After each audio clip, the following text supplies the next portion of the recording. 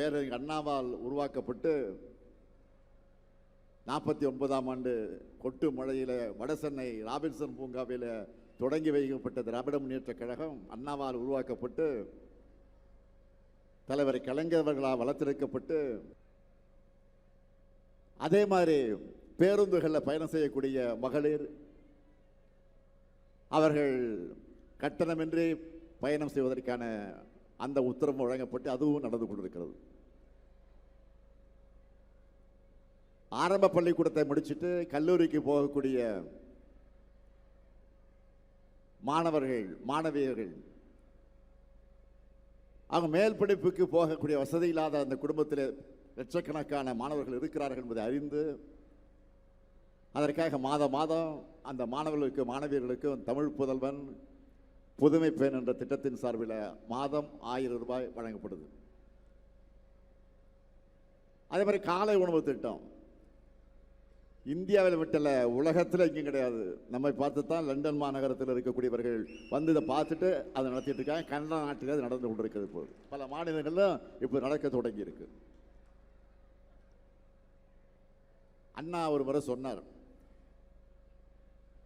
தமிழ்நாட்டுக்கு தமிழ்நாடுன்னு சட்டமன்றத்தில் தீர்மானம் கொண்டு வந்து பேர் வச்சப்போ 3 முறை தமிழ்நாடு தமிழ்நாடு தமிழ்நாடுன்னு முழங்கி தமிழ்நாடு தமிழ்நாடு தமிழ்நாடு வாழ்க்கைன்னு சொல்ல வச்சு அப்போ சொன்னார், இந்த தமிழ்நாட்டுக்கு தமிழ்நாடுன்ற பெயர் இருக்க வரைக்கும் என்னுடைய பெயர் அண்ணாதுரைங்கிற பெயர் மக்கள் மனசில் இருக்கும், அதை யாராலும் மாற்ற முடியாதுன்னு சொன்னார்.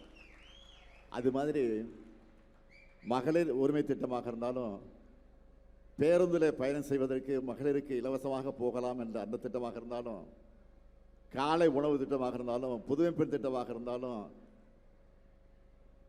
அதே போல் தமிழ் புதுமை திட்டமாக இருந்தாலும் எந்த திட்டமாக இருந்தாலும் இந்த திட்டத்தை யாராலையும் எடுக்க முடியாது, அது நிறுத்த முடியாது.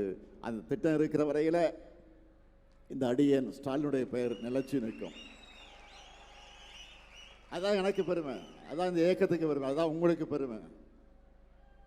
எனவே தமிழ்நாட்டின் வளத்துக்கும் நலத்துக்கும் உண்மையான காவல் அரண் திமுக தான் என்ற புகழை காப்பாற்றுகிற வகையில் தொடர்ந்து நாம் பணியாற்றுவோம்.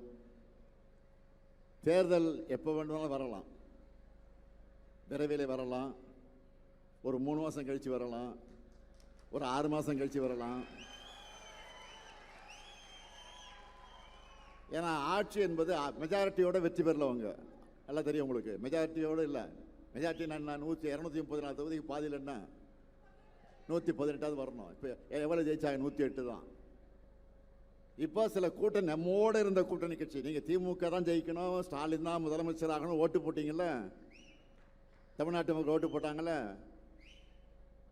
அந்த கட்சி கூட்டணி நம்மோடு இருந்த கூட்டணி கட்சி ஆதரவில் தான் இன்னைக்கு இந்த வண்டி ஓடிக்கிட்டு இருக்கு. ஓடுகிற வண்டி எங்கே போய் நிற்க போகுதுன்னு தெரியல. ஆனால் எது நடந்தாலும் எப்போ எது நடந்தாலும் நாம் ரெடியாக இருக்கணும். எந்த நேரத்தில் தேர்தல் வரலாம், எந்த சூழ்நிலையும் வரலாம். 100% நம்ம ரெடியாக இருக்கணும். எனவே கழகத்தினுடைய வெற்றிக்கு இந்த நிமிஷத்திலிருந்து உழைக்க தொடங்குவோம், பாடுபடுவோம், பணியாற்றுவோம் என்ற உறுதி எடுக்கிற நிகழ்ச்சியாக இந்த நிகழ்ச்சியை நான் பயன்படுத்திக் கொள்ள விரும்புகிறேன். எனவே தாய் கழகத்தை தேடி வந்திருக்கக்கூடிய முன்னாள் அமைச்சர் நம்முடைய இனிய சகோதரர் பெஞ்சமின் அவர்களையும் அவரோடு வந்து சேர்ந்திருக்கக்கூடிய உங்கள் எல்லாரையும் மீண்டும் ஒரு முறை வருக வருக வருக என்று வரவேற்க கடமைப்பட்டிருக்கிறேன். உண்மையா உழையுங்க, உங்களுக்கான அங்கீகாரம் நிச்சயம் உங்களை தேடி வரும். நன்றி, வணக்கம்.